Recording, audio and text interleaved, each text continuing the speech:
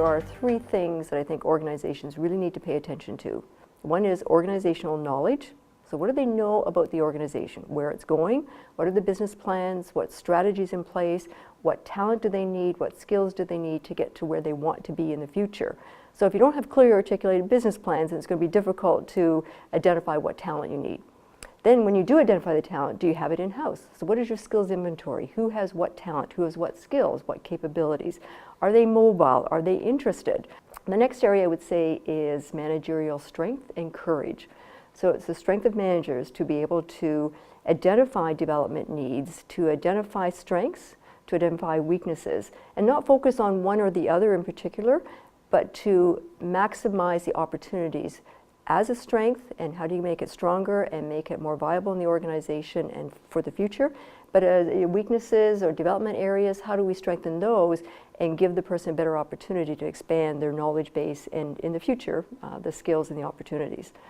The courage to have those crucial conversations, because that's really difficult. And giving people that developmental feedback isn't comfortable for managers. So developing the strength in managers to be able to do that, but also the courage to be able to have those tough conversations. To identify the difference between honesty and friendship, results and efforts. I've always said you reward results and you recognize efforts. As soon as organizations reward effort, they create mediocrity in the organization. And it's okay to not achieve results. And it cannot be okay not to achieve results. That has to be paramount in managing people. The third area I'd say is effective talent management processes. So the 9 block is a tool that best used starts as a blank piece of paper with 9 blocks on it. So 3x3 grids, horizontal and vertical axis. At the lower end, lower performance, lower how the job gets done. So you put whatever definition you want around the axis. One needs to be performance. What are the tools that you use to assess someone's ability to drive results?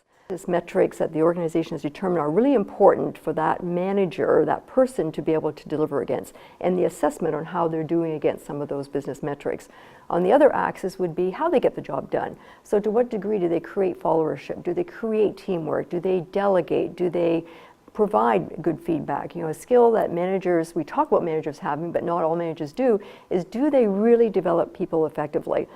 At the top of the 9 block would be high in both areas. High in driving results and delivering results, and high in how the job gets done, and the softer leadership skills and competencies that we like to see in future leaders.